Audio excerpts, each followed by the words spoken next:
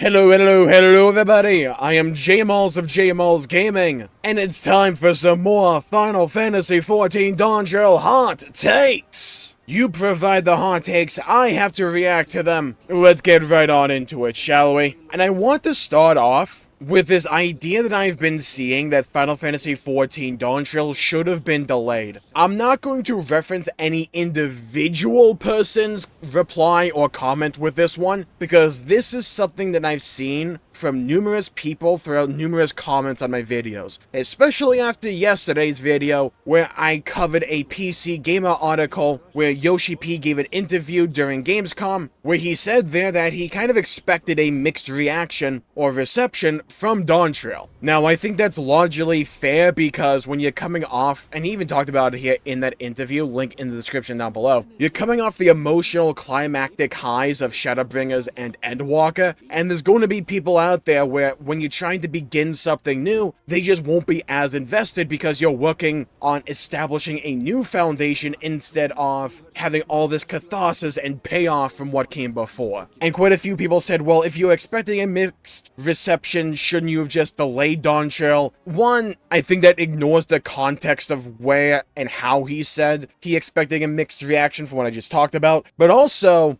I don't think a delay to Dawntrail would have necessarily addressed the key issues I at least had with it. Like, I don't think a 2-month delay would have completely altered Wuklamot as a character, how much screen time she took up, the overall tone of the writing, and how they forcefully shoved the themes and messages down our throats even more so than they used to. I don't think simply delaying it a month or two would have rectified all those issues. And also, at the end of the day, I know Final Fantasy XIV is known for its story, but it's also an MMORPG. Let's not try and pretend as if the gameplay and the endgame isn't a massively important fixture, and I think that is arguably one of the best elements of Dawntrail. I've talked about this before, how I think Dawntrail in a lot of ways was them testing the waters with various things, not just in terms of plot points and plot directions, but also in tone and style of writing. I think they were largely a miss in Dawntrail, but I really personally want to see if they can course correct going into the patches, let alone 8.0. I think a healthy dose of pessimism is in order here after Dawntrail, at least for me, and if you are of the opinion that you didn't like the writing styles of Dawntrail, I think that's totally fine. But I think when it concerns whether or not Dawntrail should have been delayed flat out, I just don't see a delay helping anything or really fixing the root issues of Dawntrail. Speaking of one of those root issues, let's cover our first hot take with an actual comment here from @Stormkeeper1741. My hot take: you guys didn't like the story because the Warrior of Light wasn't center stage. That's been the resounding point, no matter the reason given. At the end of the day, people wanted to be centered to the plot instead of advisor. Some people view this,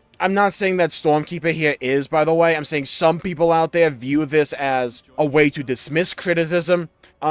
For me, this is a legitimate issue I have with Dawntrail. Final Fantasy XIV, at the end of the day, is an MMORPG, and one that is heavily centered around your character being an active participant in the story. That has been especially true for the MSQ up to this point in time. I am invested in my Warrior of Light, I care about my Warrior of Light, and I want to see that story continue. And I think there's ways to have the spotlight be more so on other characters than the Warrior of Light, but I don't think the way they tackled that in Dawntrail is particularly entertaining or exhilarating because of it being focused on Wuklamot, and the way Wuklamot was executed in Dawntrail, not that way, I think made more and more people wish they were the spotlight instead of Wuklamot. But at the end of the day, we are the ones experiencing the story through the eyes of our Warrior of Light. And personally, the way I perceive this is, I don't view it to be entertaining or engaging or immersive to simply have the person I'm playing this game through, the eyes I'm seeing, the lens we are all beholding this game through.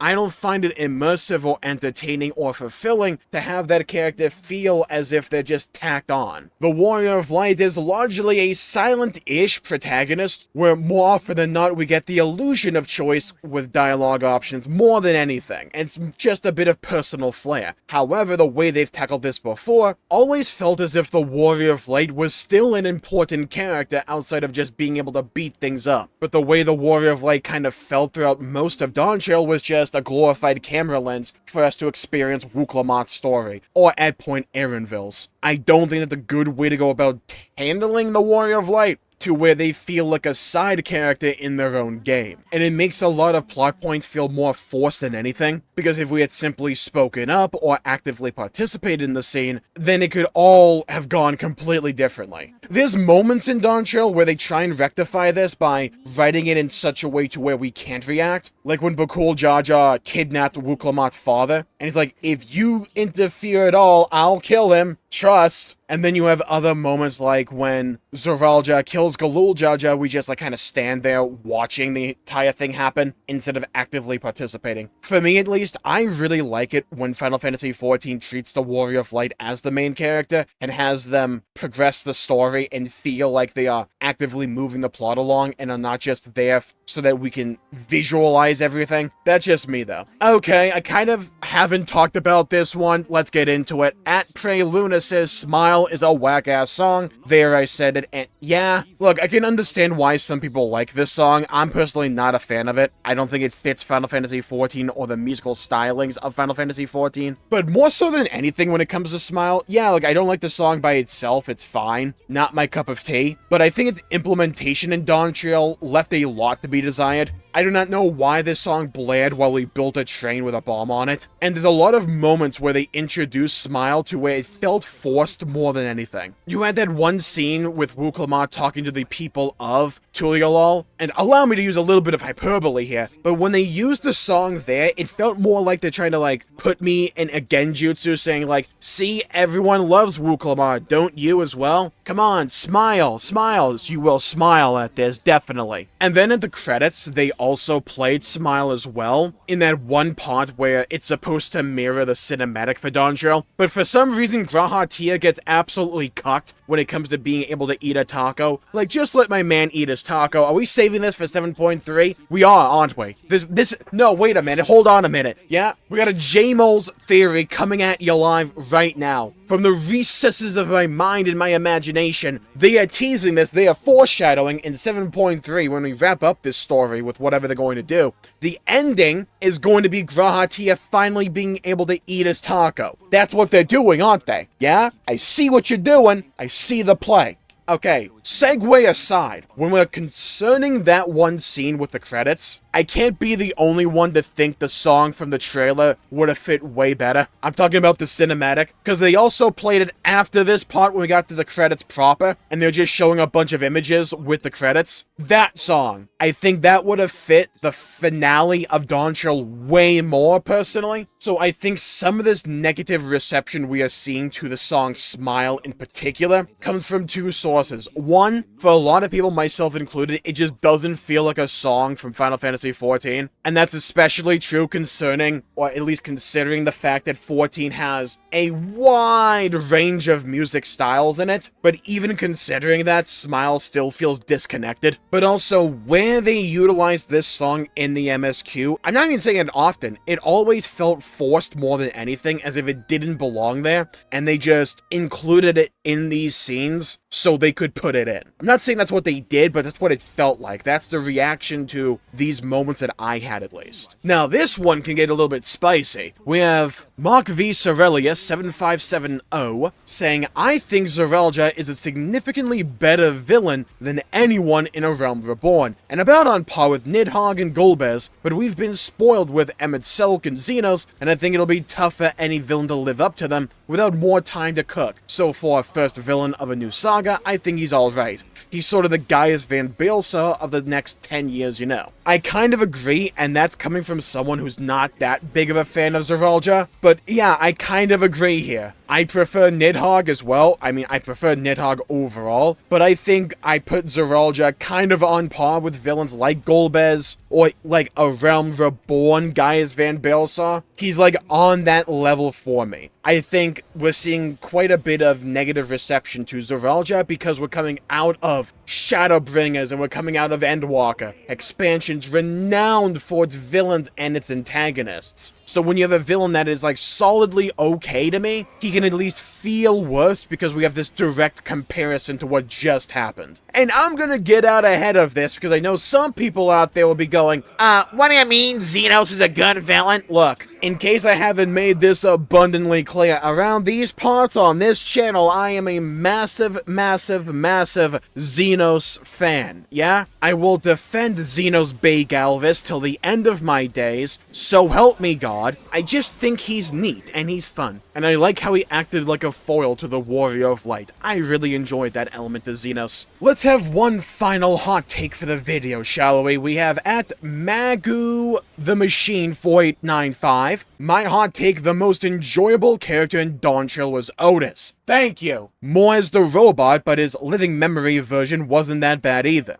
The thought of having a new teammate who is a freaking robot would be so cool. Imagine what Garland Ironworks could improve, or rather repair, on Otis's body. He would be a perfect hype man for the Warrior of Light, even in other low-stakes situations. Nah, but of course they killed him off in like 3 hours after his introduction. Yeah.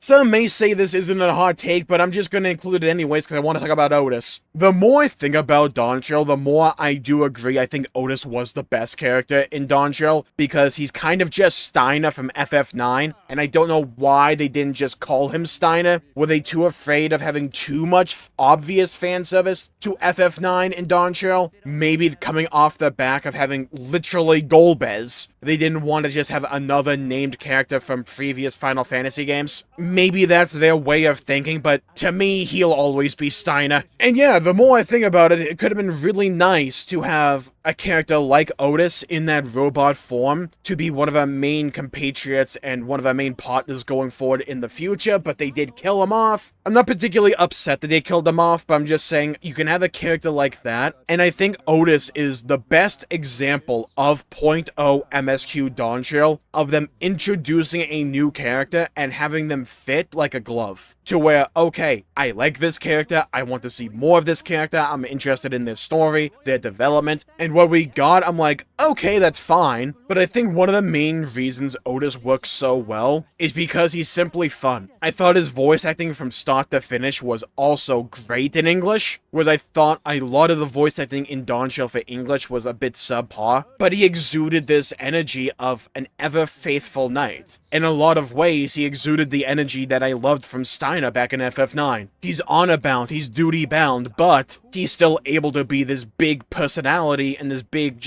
and this is more so for Otis. He was just fun to have on screen. And I think that does matter a lot when you're introducing a new character. And with that, I think I'll call the video there for the day. Thank you all for tuning in. My pleasure for making the video. If you enjoyed it, please leave a like and subscribe. It really helps the channel out and helps support future content, and I greatly appreciate it. Stay safe, have a great day, and I'll see you all next time. Bye-bye, everybody. Until we meet again.